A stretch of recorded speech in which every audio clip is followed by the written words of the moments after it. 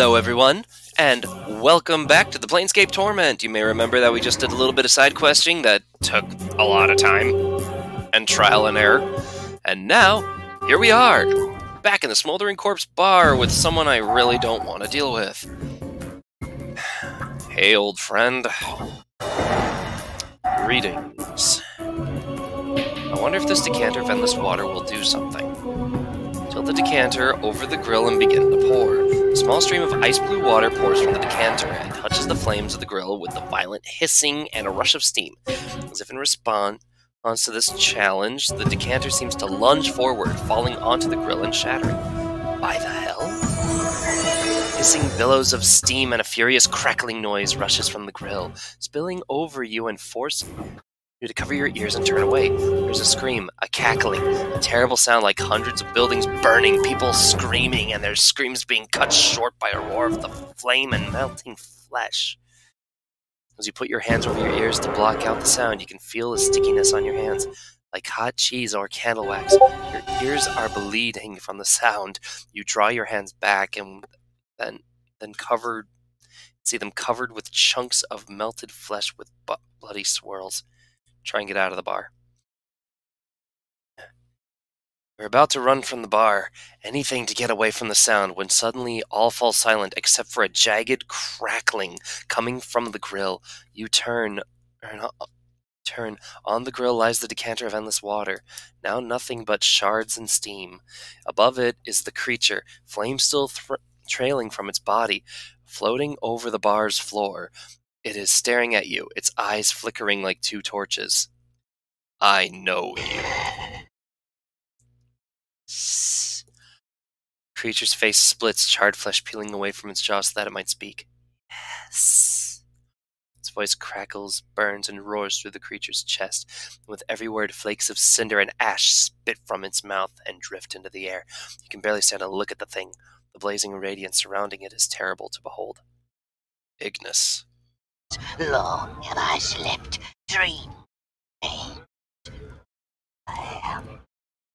till death comes, I suppose. We shall see. Your party is full. You have to remove a member until you have 6 or fewer. See, what I can do now, and this is part of the reason why I didn't want to do this, was because I wasn't aware of the fact that I could come back and get certain party members. So I'm just going to reply to a message really fast. Get a sip of coffee.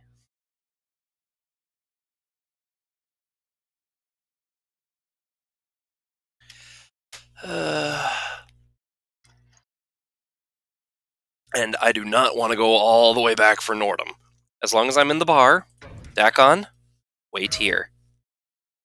Yes. I shall leave. Smoldering Corpse. It was known to me you would return. Your will that our two paths become one. Not at the moment, Dakon, no. Shall be divided. Farewell, Dakon. Now, there is something that I want to do. And that is talk this fella. Okay. There is so much. Your mastery of the art. Can you teach me any of your powers? Ignus once knew much. No longer Ignus burns in suffering.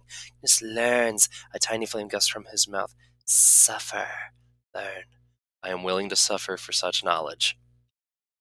As you are about to speak the words, you feel a crawling sensation in the back of your skull, and you suddenly struck with certainty that the knowledge Ignus has to teach may permanently scar you. Don't know how you know this. I am willing to suffer for knowledge. Fair? Along the edges of Ignus' mouth, spiraling up along the third melted ruin of his face. Burn. Pieces of self are burned away. Ignus may still teach much. Can you teach me some of the art? Where flames, one may send them again. Before you can react, Ignus' claw lashes out and clutches your finger, and with a greedy hiss, he burns it. Through the searing pain, you close your eyes and scream. You force your... Oh, that's why I wanted... Okay, that's why I wanted my max HP to go back up. You force your eyes to see the burning mass of your hand where Ignus touched it. He floats above, uncaring, cradling your finger, then snaps the tip off, leaving just the base. He hisses, cinders and ash drifting from his mouth as he flicks the charred remains of your finger back at you. Updated my journal. Teachings. Ignus cackles, the sound now strangely painful to ears. To learn, one must suffer. I wish to learn more. Suffer. Can you teach me some more of the art? Oh, God. Ignus, give me back my hand. This ignores you. Watch the flames. Hands its circle, severed like a wreath, slowly burning the last remains of flesh from it, like a sculptor, until only the fused bone remains. Gives you a long, low hiss, then flings his creation back to you. You manage to catch it in your remaining hand. You notice the flesh of your severed hand is re-knitting itself, slowly, painfully. Looks like it's regrowing. Updated my journal. Teachings. To learn, one must suffer. I wish to learn more. Yet no more sharing will I teach. You need pieces of me in order to teach me. What about the strip of my intestines? Oh boy, so that's why I had to hold on to those. He cocks his head as you hold up your intestines, then he suddenly swoops and snatches it from the grass, holding it. He strings it between two hands like a rope. He hisses to himself. You watch your intestines stream as he holds them, turning black, and you feel a slow burning pain in your abdomen. I suppose they are, even if they're outside of my body, they're still part of it. Ow. God, I really do not like this character at all. But apparently, these teachings are supposed to be well worth it. In a slow pattern, there seems to be some dancing pattern to the way the flames are touching your strip of intestine, slowly backing them until it looks like a long string of charred meat. The burning in your abdomen makes you wince, but it's nothing compared to the pain you felt when Ignus charred the other portions of your body. You watch your burning guts spiral in Ignus's flames, then suddenly they gutter out. They fall into Ignus's hands. He gives a hiss and throws them to you. Much powers in an immortal's organs. Updated my Charred journal. intestines. What can you teach me more? What about my eyeball? Spear. Ow. Doesn't strike for the eye that you can remove. Instead, he impales your other eye. There is no pain. For a moment, only surprise, then you scream. Oh, God. I feel stronger. Even through bloodied vision. Yet only one eye opens. You can barely make out. The air has a second burning in your socket. Good grief! Take the eyeball. Your eyeball. Updated my journal. I feel stronger. I hope I feel stronger. I kind of need to make up for the fact that I just... I mean, I still have plenty of hit points, but man, oh man. I'm going to raise my intelligence after that one. Sheesh, man.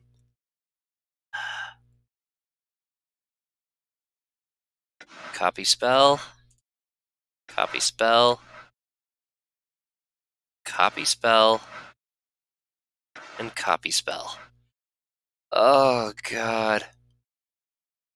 Well, let's see what spells I've learned, because... Ugh. Oh, Seeking Flames. Okay, so this is supposed to be like a better version of Magic Missile. So I'm going to remove, and you know what? I'm going to remove my shield spells. And one of my identifies. And I'm just going to load that one up. Yeah. Ignus's Terror. And Infernal Orb. Oh boy. So we have some serious fire magic going on here now. And Ice Knife really doesn't cut it anymore compared to this. So, I'm going to put in, yeah, 2 of these, and just see how they work. An Infernal Shield. Oh, God. Just how much torture did I go through? Put that one there and one of those in there. Because I can still have a use for that. Hey, now I can have Cloud Kill and Fire and Ice. Excellent. Oh, but I'm still not high enough to cast those spells. Now, there is still more. Ignus hears you. Yes. Let's see. They're alive, and he mentioned that someone taught you these things. Ooh. Of learning and teachings you know. House of Flames interrupt. You have always taught Ignus. Ignus, master you were. Hey, are you sure? Updated my journal. His voice drops, the crackling of the flame dies. Yes, it is the only reason Ignus obeys you. Till death comes for us both. Your words to me, to your student Ignus. Ignus has not forgotten, Master. Are you absolutely sure it was me? Can you remember anything about me? Features flicker. It's the flickering of memory. Surrender to the memory. The crackling of Ignus's flame subsides, lessening as the charred bones of Ignus's body fold up, twisting into itself until his limbs lie motionless, becoming a stack of wood within a huge iron fireplace. You are staring into a fire, burning brightly within a vaulted room. Fire crackles and spits embers onto the stone floor, motes rising from the fireplace. Faintly from the darkness behind you, you can hear the rasp of someone breathing. Beg pardon. I can hear you. Step into the light. There is the shuffling of sandals, and a frail youth steps into the edges of the firelight. His wide black eyes catch the flames and mirror them. He is nervous. You can hear his muscles shaking, his voice trembling, just enough to increase your irritation. Forgive the intrusion, Master. You have already intruded, supplicant. You did so with intention. I will hear it now, then you will leave me to my thoughts. Deep breath by the fire. Master, I dreamed of flames again last night. They felt real. You said that we were to come with you. If it was a dream, nothing more. Now leave. Wow, the past nameless one was a real jerk. The boy does not move. His brows draw together, and slowly he displays his hands, the flesh around his fingers blackened and burnt. How did your hands come to be burned, supplicant? I awoke, and my hands were as ash. The boy meets your gaze. He is still trembling, faintly, but there is an eagerness in his voice which angers you. I dreamed I soared above the earth, and the ground and the sky were as fire. The world itself was so bright that it hurt to look at it, Master. When I awoke, my hands, they were burned, as if I held a flame within my hands. You lie, supplicant. You have come to me with a story, and now you are in danger of angering me. No, Master. No, upon my life, I do not. Burned yourself with a candle, supplicant, or thrust your hand within one of the pyres of the vault. Vault of Currents. Ooh, we'll get to that later. Now you come to me and tell me a dream burned you. I tire of your lies. No, I do not lie. His face clenches in anger. No, I do not lie. It was the dream that burned me, Master. As you said, it might if we felt the power stirring. They were your words, and I came to repeat them to you and tell you they were true. Just look, Master. Grab his hands. Before the boy can react, your hand, huge in comparison, lashes out, crushing his burned hands in its grips. The boy screams, echoing in the vault with a snarl. You hurl him to the ground in front of the fireplace. There's a sharp crack as his knees strike the flagstone. Look into those flames, supplicant. Raise your head. Look. The boy is shuddering from the pain around his knees. You watch tears blur his eyes as he raises his head to look into the fireplace. Flames cast his face in a red gaunt glow. Is that what you wish to hold, supplicant? Is the shaping of flames what stirs your heart? Know that flames can burn, and if you would learn their power, you must suffer their touch.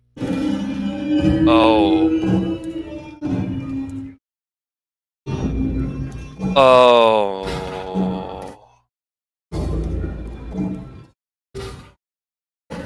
The boy is silent, staring into the flames. He seems mesmerized. His tears have dried in the heat. The shaking is gone. The flames are his focus. He's not listening to you, and you feel fury washing over you. If that is what consumes you, enough for you to intrude upon my meditations, then I shall teach you the shaping of flames, supplicant. Your hand lashes out and clamps onto the boy's wrist. He howls as you drag him closer to the fireplace, then thrusts his hands into the coals. There is a crackling hissing of burning flesh, and his screams. Such terrible. Yet, to learn you must suffer, supplicant. You must allow yourself to be burned by the power of that which you wield. Know its torment, and you shall know how to use it against your enemies. Updated my journal.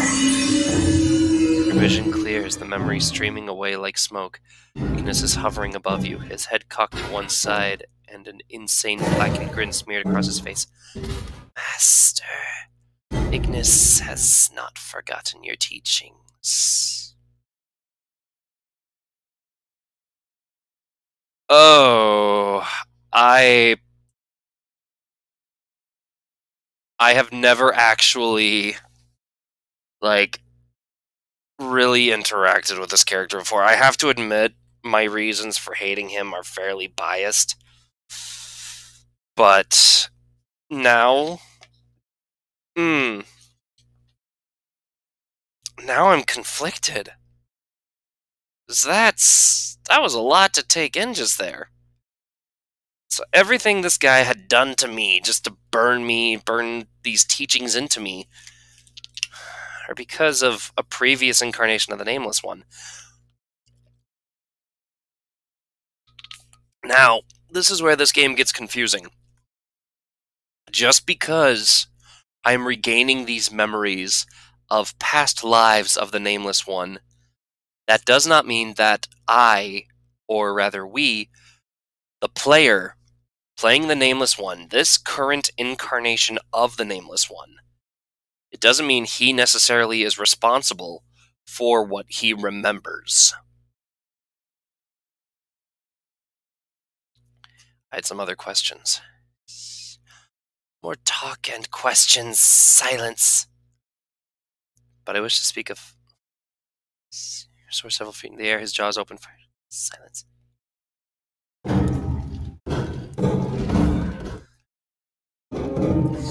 Burn. Words are like oil, and you watch them fill Ignus' eyes, finding the flames. Please speak. Ignus will listen. Oh boy.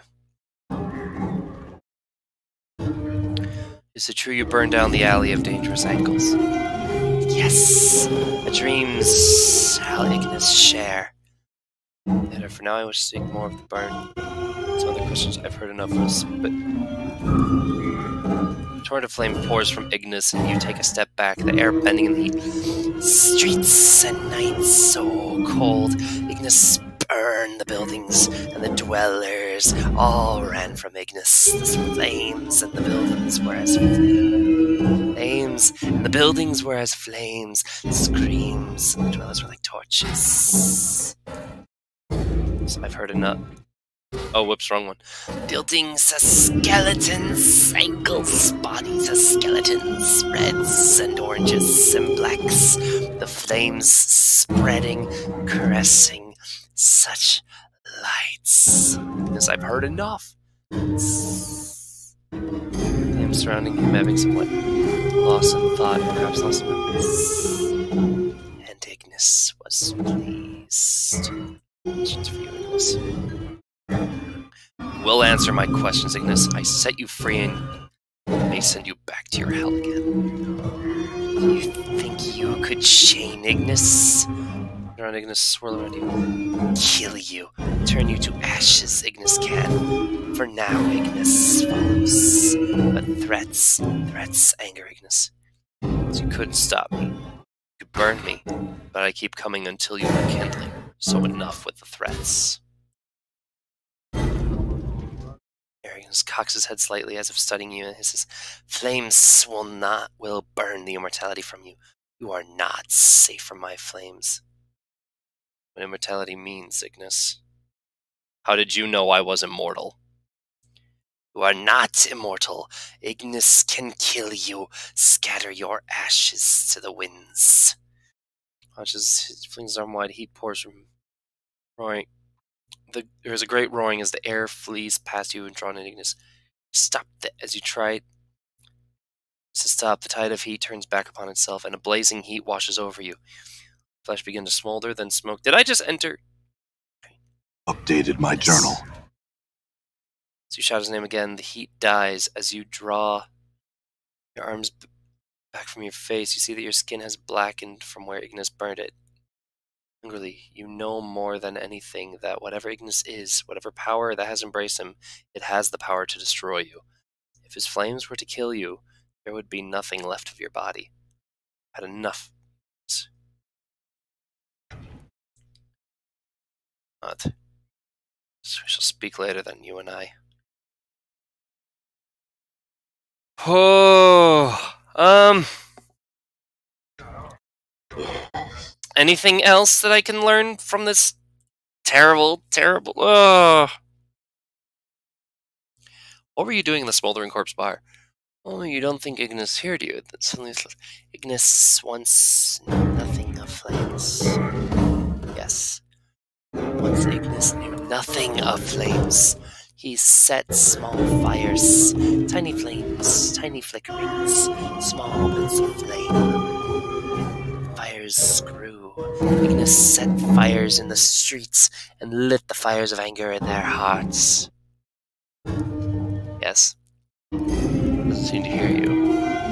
As if reliving a memory through his words. Against your will, you stop and listen. They sought to punish Ignus. The small, fat eyes from the hive. They wished to see Ignus burn after Ignus set fire to their streets. Tiny magelings, hedge wizards, rune casters. Tiny sparks of magic came to punish Ignus for hurting their loved ones. They sentenced Ignus to burn, made Ignus a torch, a spitting flame, burning, burning. It was justice, they said. Justice. Watch mesmerized as Ignus begins slowly turning again, as he did above the grill of the smoldering corpse. But it was not a sentence. There was so much flames and pain that there is no pain. There is no light and heat. The flesh runs as tallow across my bones. And for the first time, Ignus is pleased. Ignus stops his rotation and his gaze falls upon you. As it does, the fires in his eyes flare, and the charred grin splits his features, the flesh crackling and bubbling as it melts and streams across his face. Ignus wears the face of all hells, of flames, and his next words are spoken like a death sentence, not only for you, but for everyone, everywhere. When the plains burn, and all life is torches, then Ignus shall at last be at peace. Ignus to his thought of flames. Ayo, Dakon! It was known to me you return. Your yes, I need your aid. path is mine. Let's go. Remove Ignus. I will wait for your return. Sure, I will happily return to you. Let's Your get the hell path out is of here. mine. Away! Okay, good lord. I learned a lot. And thank you very much to my good friend for putting me down that path.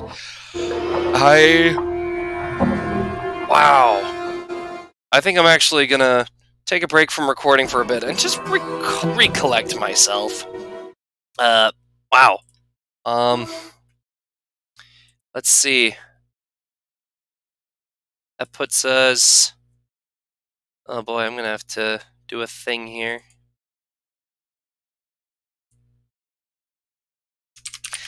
Ooh. Wow, sorry, I am just really reeling in from that. So the Nameless One was responsible all along.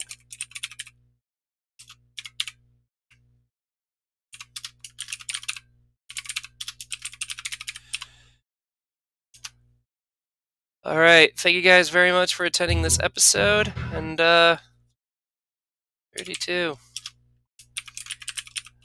Flames, flames, flames. Thank you very much for attending this episode, and I hope you all have a wonderful, wonderful day.